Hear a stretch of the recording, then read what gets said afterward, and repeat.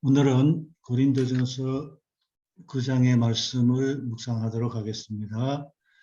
고린도전서 9장은 바울의 사도직에 대한 비난과 의문에 대해 정통성을 변호함으로 시작을 합니다. 바울의 사도직 주장에 대한 반론 중 하나는 바울이 그리스도가 지상에 계신 동안 그분의 추종자가 아니었다는 것입니다. 예수님은 베드로와 야고보와 같은 사도들을 그분의 증인이라고 부르셨습니다. 바울은 예수님이 살아계실 동안 그분의 추종자가 아니었다는 점은 사실이지만 그는 다메섹 도상에서 부활하신 예수님을 만났기에 자신도 사도에 포함된다고 주장을 합니다. 또한 고린도 교회 교인들이 자신의 전도로 인해서 그리스도인이 되었기에 자신은 더욱 사도라고 주장을 하고 있습니다. 그래서 내가 사도가 아니냐라고 하는 말 속에는 바울이 사도로서 자신의 권리를 마음껏 행사할 수 있다는 뜻이 포함되어 있습니다. 또한 바울은 유대인들의 율법에서 벗어난 그런 사람이었으므로 믿음 안에서 자유함을 이야기하고 있습니다. 하지만 그는 자유를 사용하는 대신 연약한 형제의 영적 상태를 위해 기꺼이 자신의 자유를 포기했습니다. 바울은 타 지역에서 또 다른 사람에 의해서 그리스도인이 된 사람들을 제외하고 고린도 교회를 향해 너희에게는 사도니 나의 사도됨을 주 안에서 인친 것이 너희라 했습니다. 바울이 긴 시간 동안 그들 가운데서 일했기에 그들에게는 그를 알게 되고 그의 노력이 얼마나 큰 공적이었는지를 볼 수 있는 기회가 많았습니다. 그들에게는 바울이 하나님을 위해 큰 일을 하도록 보냄을 받은 자라는 충분하고도 남을 만한 증거가 있었습니다. 자신의 사도직에 비난하는 자들을 향하여 고린도 교회의 기초를 놓은 일이 하나님의 능력으로 이루어진 것임을 이해한 바울은 고린도 신자들이야말로 자기의 사도직에 대한 인정이요 중대한 확증이고 자기의 모든 대적에 대한 변증이라고 지적을 했습니다. 그러면서 바울의 사도권을 입증한 후에 말할 수 있는 사실들을 열거하고 있습니다. 고린도에서 복음 전도한 하나님의 일꾼들이 고린도 교인들로부터 생계에 필요한 물질적 지원을 받을 권리가 있었습니다. 그러나 바울은 그러한 권리를 주장하지 않았습니다. 왜냐하면 그렇게 하는 것이 교회의 영적 복리를 위한 것임을 잘 알았기 때문이라 했습니다.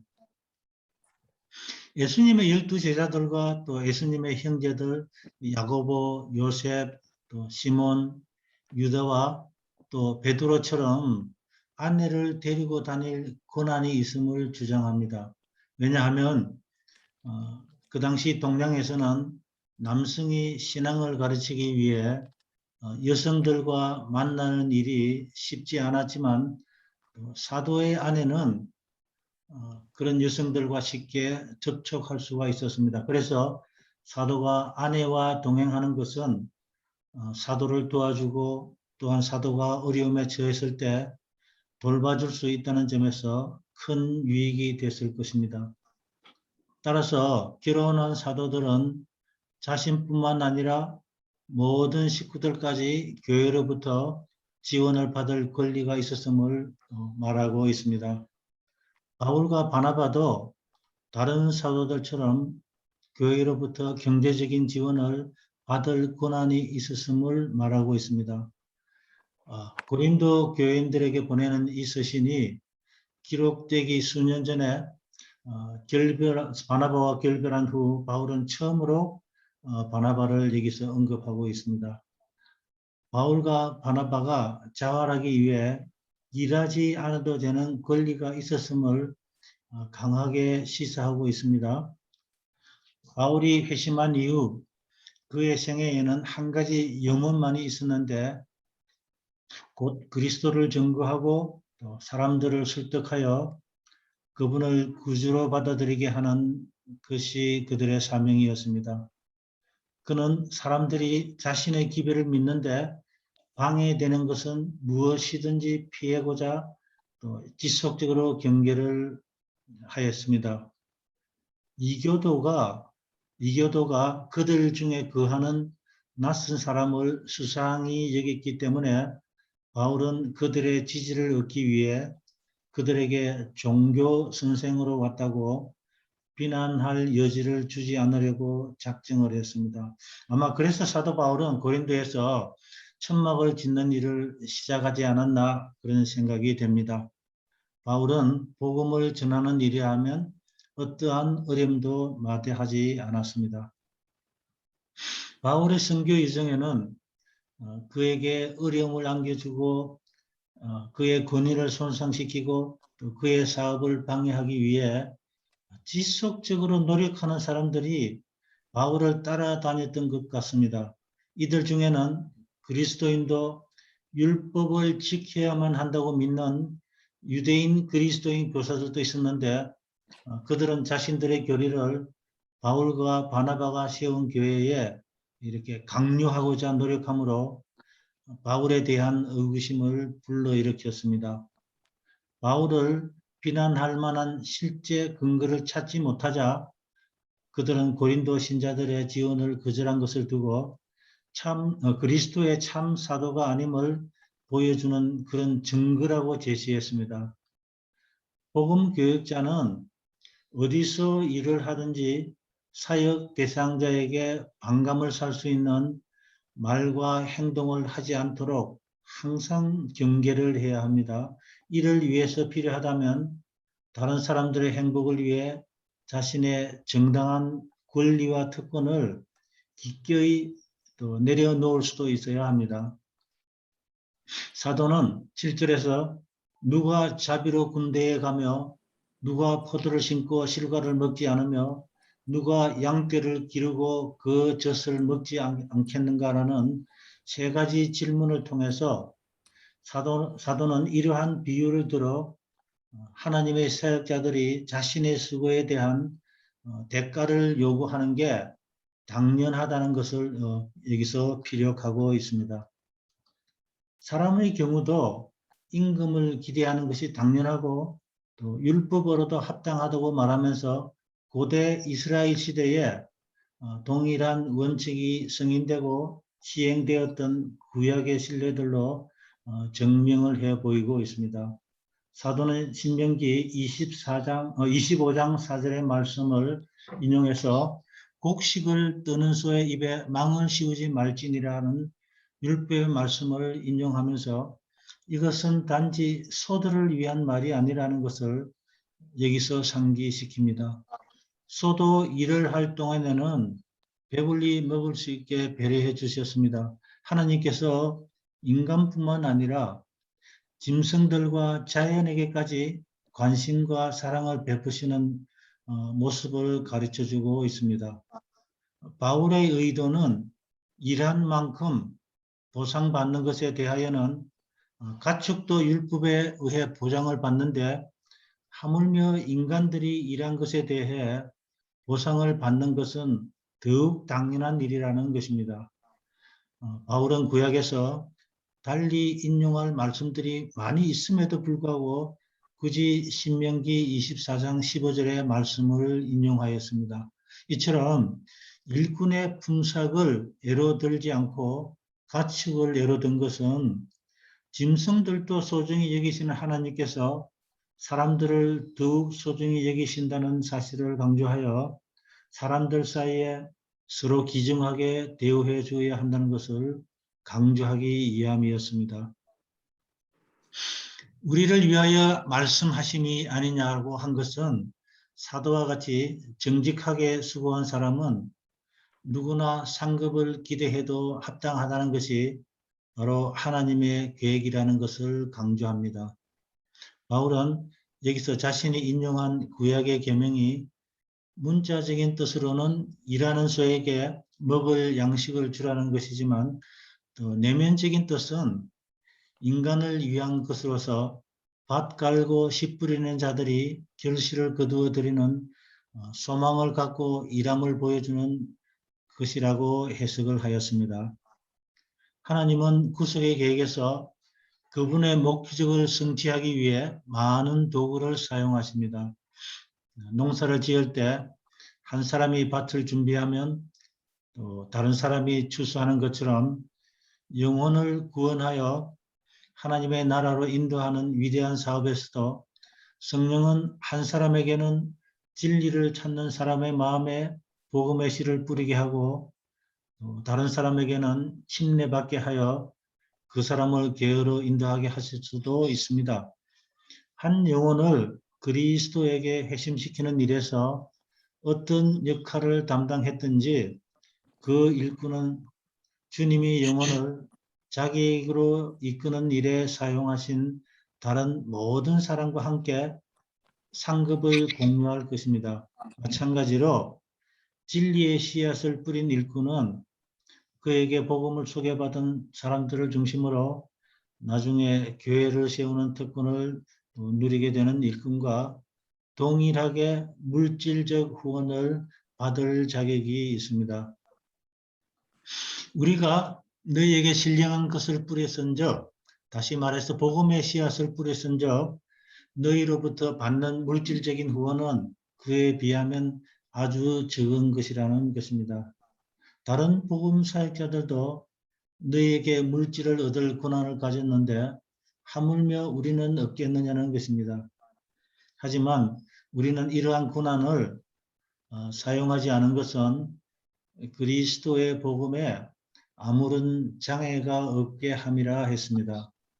그것은 그가 전폭적인 지원을 받을 권리에 대해 의문을 품었기 때문이 아니라 자신의 권리를 부인함으로 그리스도의 큰 뜻에 기여하고 또 그 권리를 고집해서 생길지 모를 나쁜 결과들을 피할 수 있다고 믿었기 때문입니다. 여기서 우리는 사도의 복음 정신을 찾아볼 수가 있습니다. 구약에서 레위인과 같이 성전에서 봉사하는 이들은 성전에서 나는 것으로 먹고 살았듯이 예수 그리스도께서도 복음을 전하는 자들의 전도자들의 보수에 대해 똑같은 규정을 허락하셨습니다. 그렇지만 사도는 이런 것을 하나도 쓰지 아니하였고 또 이런 말을 하는 것은 이렇게 해달라는 것도 아니며 또 사도는 죽을지언정 경제적인 부담을 주지 않겠다는 뜻이었습니다. 혹시라도 복음 전하는 것이 헛되지 않게 하기 위해서 기꺼이 그렇게 하지 않겠다는 것입니다. 바울이 개인의 영화가 아니라 오로지 하나님의 영광을 추구했음을 실감할 수가 있습니다. 사도의 놀라운 헌신의 일이 아닐 수가 없습니다. 사도가 복음을 전하는 것이 자랑거리가 아니라 그리스도로부터 받은 사명이라는 것입니다. 사도 바울이 선교 사역을 담당한 것은 그 일을 통해서 갖게 되는 즐거움과 보람 때문이라기보다는 그 사명은 그리스도로부터 주어진 일이었고 그가 부득불하지 않으면 안 되는 일로 인식하고 있었기 때문입니다. 그가 열정적으로 헌신할 수 있었던 것은 단지 자신의 의지에 따른 것이라기보다는 예수 그리스도와 성령에 사로잡혀 있었고 날마다 주의 계시에 민감하였기 때문이라 했습니다. 즉 그가 복음 전파 사역을 감당할 수 있었던 것은 오직 하나님의 은혜에 의해서만 가능했습니다. 바울이 자발적인 선택으로 복음을 전파한다면 그것은 자랑할 만한 것이요 또 그에 대한 상이 있을 것입니다. 그러나 바울은 그의 의지와는 상관없이 그리스도로부터 강압적으로 복음 전도의 사명을 부여받았으므로 거기에 대한 어떠한 자랑거리나 보상이 있을 수 없다는 것입니다. 그는 단순히 자신에게 부여된 임무를 수행할 뿐이었습니다. 사도 바울은 청지기의 직분을 받았습니다. 청지기들은 노예 계급에 지나지 않았습니다. 이 노예들은 자신에게 주어진 임무를 완수했다고 하여 어떤 보상도 기대할 수 없었습니다. 다만 그들의 임무를 완수하지 못했을 때 엄한 처벌만이 있을 따름이었습니다. 그러므로 바울이 사도직을 수행함에 있어서 나는 노예로서 일을 수행할 뿐 그 이상은 아무것도 아니다라는 입장을 가졌음을 여기서 보여주고 있습니다. 바울이 자신의 사명에 대해 이러한 태도를 취한 것은 그리스도의 가르침에 근거한 것이었습니다. 사도는 복음을 전할 때에 아무 대가 없이 어떠한 생활의 지원도 받지 않고 전하였고, 받을 권리가 있음에도 그런 권리를 사용하지 않은 게 자랑이며 보상이라고 생각을 했습니다. 사도는 여러 모양의 사람들에게 복음을 전하여 그리스도에게로 인도하기 위해서는 그들의 위치와 또 처지에 따라 자신의 눈높이를 그들에 맞추어 상대하였습니다. 그 첫 번째로 더 많은 사람을 얻기 위하여 자유자였던 사도가 모든 사람의 종이 된 것입니다. 바울은 예수 그리스도에게 잡혀 그의 종이 되었기 때문에 그리스도 외에 어떠한 사람에게도 예속되지 않았습니다. 따라서 그는 민족이나 종교, 국가, 사상, 풍습, 유대교의 율법주의 등 그 어느 것에도 매이지 않은 자유인이었습니다. 하지만 모든 사람이 구원을 얻게 된다면 자신의 모든 것이 없어져도 좋다는 뜨거운 사랑의 마음을 나타내었습니다. 그가 스스로 종이 된 것은 무엇보다도 모든 사람들을 그리스도께 인도하기 위해서였습니다. 둘째, 유대인을 얻기 위하여 유대인에게 유대인의 관습들을 행하였습니다. 바리새인 중에 바리새인 사도는 그리스도 안에서 모든 관습과 명예를 포기함으로 거듭난 그리스도인이었습니다. 그럼에도 불구하고 그는 유대인들 사이에서 유대인들처럼 행동하여 자기 동력자이며 제자였던 디모데에게 유대인의 상징인 할례를 시행하도록 하였으며, 또 사도가 3차 전도 여행을 마치고 예루살렘으로 돌아왔을 때에 형제들의 권유로 또 결례를 행하기도 하였습니다. 셋째로 율법 아래 있는 자들을 얻기 위하여는 율법 아래 있는 자 같이 되었습니다. 바울이 율법 아래 있는 자에게는 율법 아래 있는 것처럼 처신했지만 사실은 그리스도를 통해 하나님과 관계를 맺고 있었으므로 더 이상 그에게는 율법이 개입할 여지가 없었습니다. 그럼에도 바울이 유대인과 같은 행동을 할 수 있고 또 유대인 아래 있는 자들과 같이 한 것은 자신의 동족인 유대인들이나 혹은 이방인들을 구하고자 함이었습니다. 이로 보건대 바울은 자유를 포기하고 또 스스로 자신을 구속할 수 있는 자유를 소유한 진정한 자유자였습니다. 넷째로 율법 없는 자들을 얻고자 하여 율법 없는 자와 같이 되었습니다. 그는 하나님의 법의 완성자이신 그리스도의 율법 아래 있는 자였습니다. 그런 바울이었으나 율법이 없는 이방인들을 그리스도께 인도하기 위하여 유대인의 율법을 무시하고 또 그들의 문화적인 상황에 자신을 순응시켰습니다. 다섯 번째로 약한 자들을 잊기 위해서는 약한 자와 같이 되었습니다. 복음에 대해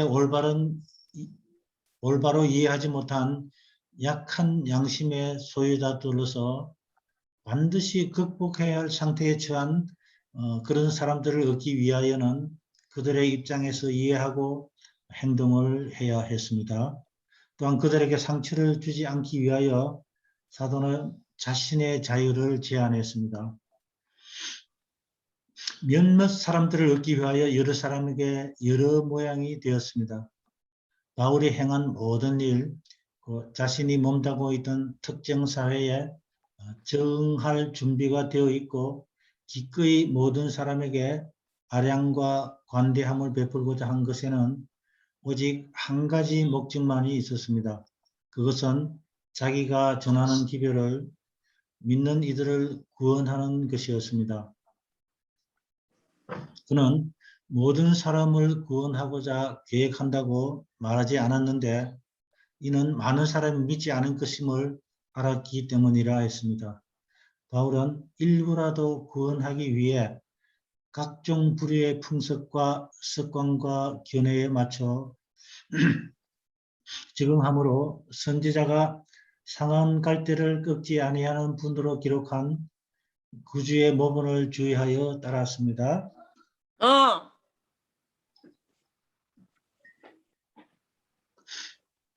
바울은 일부라도 구원하기 위해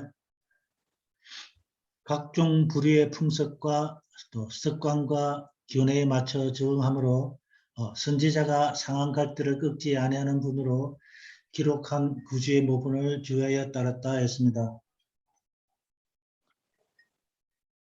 융통성은 교역자가 개발할 수 있는 가장 유용한 자질에 속합니다. 융통성을 통해 교역자는 예수가 가난하고 또 소외된 자들을 가정해서 또 상인과 상전주의들이 있는 시장에서 또 부자들이 베푸는 잔치와 연회에서 또 학식이 있는 자들과 대화에서 행하신 대로 따라하는 데 도움을 받습니다. 복음사역자는 사람들을 영광과 평화가 깃든 하나님의 영원한 나라로 인도하기 위해 기꺼이 어느 곳에나 가며 가장 적절한 방법을 사용할 것입니다. 7호 봉사에 있는 말씀입니다. 복음을 위하여 모든 것을 행함은 바울이 행한 모든 일에서 그에게 동기를 부여해 준 원칙이 드러납니다. 그는 예수님의 사랑의 실제성, 또 그분의 부활 능력의 사실성, 그리고 회개한 죄인을 향한 하나님의 자비의 진실성을 잘 알고 있었기에 어떤 희생을 치르더라도 사람들을 구원하려는 그 불굴의 열정에 휩싸여 있었습니다. 이것은 성령으로 거듭나서 예수와 친밀한 교제를 나누게 된 사람이라면 누구나 맛보는 경험이라고 했습니다. 수고하고 고생하여 구원한 사람들과 함께 영생의 상급을 나누는 기쁨을 맛보는 것이야말로 사도가 품은 소망의 절정이라 했습니다. 이 진술에서는 출애굽기 32장의 말씀, 이스라엘이 용서받지 못해 하나님의 은총을 회복하지 못한다면 구원은 구원받고 싶지 않다고 말한 그 모세의 열렬한 사랑에 필적할 만한 그런 사랑과 형언할 수 없는 예수님의 사랑을 엿볼 수 있습니다. 사도는 고대 고린도 지방에서 매 2년마다 열렸던 올림픽 경기에 비유하여 운동장에 다름질하는 자들이 다 달아날지라도 오직 상 받는 자는 하나임을 말하고 있습니다. 영생의 면류관은 모두에게 제공되지만 자신을 엄격히 단련하는 사람만이 그 상을 탈게 될 것입니다. 이것은 그리스도인이 언제나 말과 생각과 행위에서 성경에 나오는 고상한 표준으로 지도받을 것이며 마음속의 욕망이나 성량에 지배되지 않을 것이라는 뜻입니다. 그리스도인은 여정의 발걸음마다 이렇게 자문할 것입니다. 예수라면 어떻게 하셨을까? 이런 행동 방식이나 사업 계획이 나의 영적 능력이 증가될 것인가 아니면 감소될 것인가? 어떤 방식으로든 영적인 진전을 방해하는 것은 무엇이든지 거부해야만 하며 그렇지 않으면 승리하기란 불가능할 것입니다. 오래전에 WWJD라는 말이 유행을 한 적이 있었습니다. 어떤 사람에게는 목걸이에 또 어떤 사람들은 팔찌에다 이 말을 새겨 다녔습니다. 이 말을 영어로 쓰면 What would Jesus do?라는 말인데 예수님이라면 어떻게 하실까라는 의미입니다. 우리 믿는 자들은 어떤 일을 당하였을 때나 또 어떤 결정을 하기 전에 이 말씀을 상기시킨다면 분명 좋은 결론에 도달하실 수 있을 것입니다. 운동 경기에 참여해서 이기기를 다투는 자마다 절제를 해야 합니다. 욕구와 욕망을 제어해야 할 뿐 아니라 자신의 몸이 마음의 명령에 즉시 반응할 수 있도록 해야만 하겠습니다. 흔히 인류에게 어려움을 안겨주는 그 천성적인 나태함과 또 일하기 싫어하는 경향을 또 극복할 수 있어야만 또 상을 탈 수가 있겠습니다. 엄격히 절제하는 가운데 먹고 마시며 몸을 연약하게 만들 그런 소지가 있는 것은 무엇이든지 철저히 거부를 해야만 합니다. 영생의 상을 굳게 지키기 위해 애쓰는 그리스도인은 여러 면에서 헬라 경기 대회 참가자가 따랐던 것과 유사한 과정을 따라야 합니다. 단기간 지속될 지상에서의 영광을 위해 겨루는 선수들처럼 마지막 날 주님 앞에서 설 자격을 인정받고자 하는 사람에게도 용기와 믿음, 또 인내와 자아부정과 근면이 반드시 필요되어집니다. 그리스도인의 경주에서는 훈련 요건을 충족시키는 경기자는 누구나 모두 상을 받을 수 있습니다. 영생이 전적으로 하나님의 선물이긴 하지만 온 힘을 다해 구하고 노력하는 자에게만 부여됨을 로마서 2장 7절에서 말씀하고 있습니다. 헬라 경기 대회의 승리자가 받은 상은 나무 잎으로 만든 월계관이었습니다. 이것은 시간이 지나면 잎이 시들어 면류관은 썩어지고 맙니다. 그런 썩어질 면류관을 향해 얼마나 많은 시간과 노력을 하려 합니까? 그들이 곧 썩어질 면류관을 위해서도 기꺼이 이렇게 한다면 우리 신자는 영원히 썩지 않을 영생의 면류관을 위해 얼마나 더 열심히 더 끈기 있게 노력해야 하겠습니까? 구주를 향한 사랑에 좌우되는 그리스도인은 욕구와 열정이 자신을 지배하도록 허용하지 않고 정신적, 육체적, 영적 생애를 위해 하나님이 주신 권면을 모든 면에서 잘 받아들여야 합니다.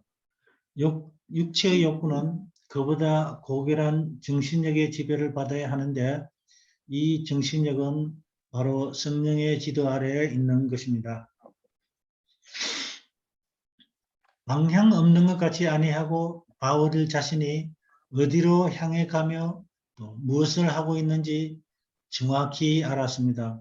그는 인생의 경주에서 최대한 빨리 앞으로 나아갈 작정이었습니다. 사도의 마음에는 자신이 택해야만 하는 방향에 대해 조금 더 주저함이 없었습니다. 그는 목표에 도달하리라는 긍정적이고 분명한 확신을 가지고 달렸습니다. 그는 면류관 곧 썩어질 잎으로 맞는 것이 아니라 영광의 왕국에서 받을 영생과 평화와 기쁨과 행복의 면류관을 잃어버리지 않기 위해 최선을 다해 노력했습니다. 영생의 종점에 가까이 이르렀을 때 바울은 다른 모든 승리한 그리스도인들과 함께 장차 면류관을 받으리라는 절대적인 확신을 디모데후서 4장에서 표현하고 있습니다. 권투 선수가 상대 없이 연습한다면 허공을 치는 것처럼 보일 수 있습니다.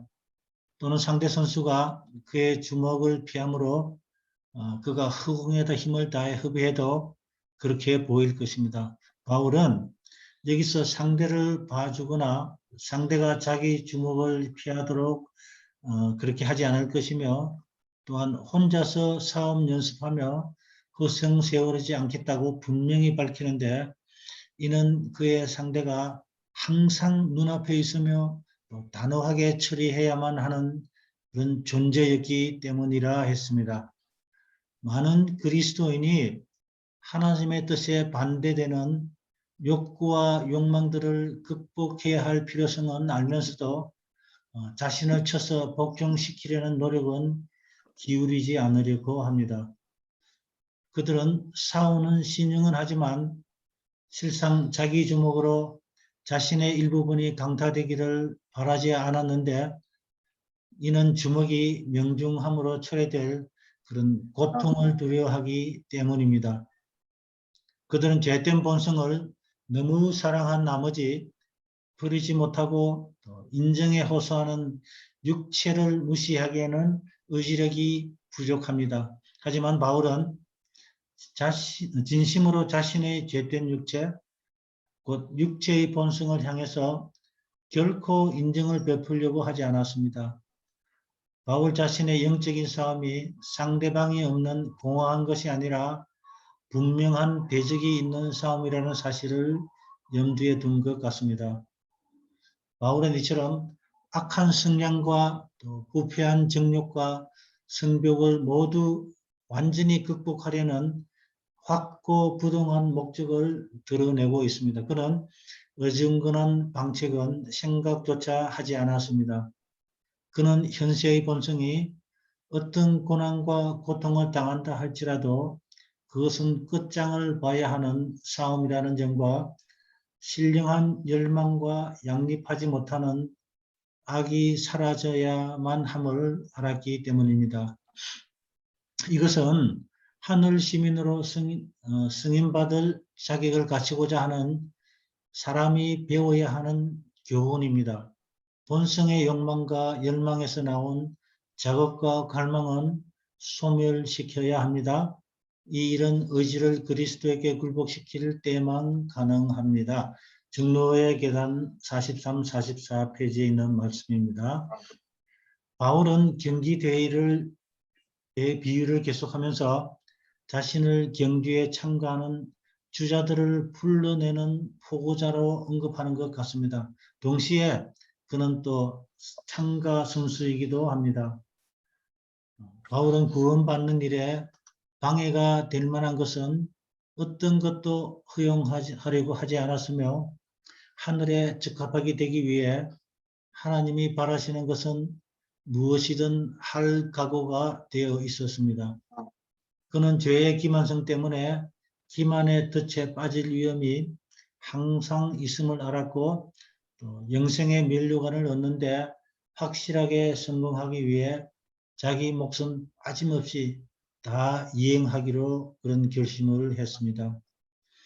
바울의 영생을 위한 경기를 좌우하는 규칙과 규정들을 다른 사람들에게 선포하는 일에 열심이었습니다.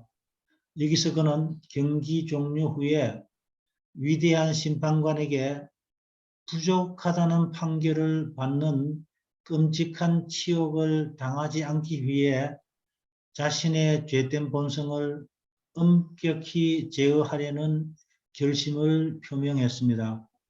세상 앞에서 영원한 구원을 위한 경주에서 승리하는데 관련된 규칙을 알고 있는 그리스도인 교역자는 어떤 부분에서 부족함으로써 평생을 바쳐 다른 사람들에게 획득하도록 촉구했던 상급을 얻는데 실패하지 않으려면 자신의 영적 상태에 깊은 관심을 기울일 필요가 있습니다. 복음 사역을 위해 부름받은 사람이 바울처럼 영혼을 위해 수고하는데 신실하고 확고부동하다면 교회가 고대하는 부흥과 개혁은 크게 촉진되고 그리스도는 속히 오시게 될 것입니다. 라고 성경 주석은 말하고 있습니다. 1, 2, 3 묵상입니다. 인간 홀로 상태, 고린도 교회의 일부 신자들이 바울이 사도가 아니라고 주장했습니다. 왜냐하면 바울은 예수 그리스도와 함께 활동을 하지 않았고 예수의 부활을 목격한 제자도 아니기 때문입니다. 또한 고린도 교회로부터 어떠한 지원도 받지 않고 작업 사역함을 두고 합니다. 오직 예수. 바울은 다메섹에서 예수 그리스도를 만났으므로 자신이 사도임을 분명하게 밝히고 있습니다. 그리스도께서 복음 전하는 자들이 복음으로 말미암아 살리라고 명하셨습니다. 3번 약속에 참여한 자. 사도 바울은 신자들의 지원을 받을 권리가 있었음에도 사용하는 것을 포기했습니다. 자신은 예수 그리스도의 청지기로서 마땅히 해야 할 일을 했으며 어떠한 지원도 요구하지 않았습니다. 우리도 사도 바울처럼 영원한 면류관을 얻기 위해 최선을 다하고 또한 주님이 주신 확신 속에서 살아가는 청지기임을 자각하며 살아가게 되기를 희망합니다. 이것으로 말씀 묵상을 마치도록 하겠습니다.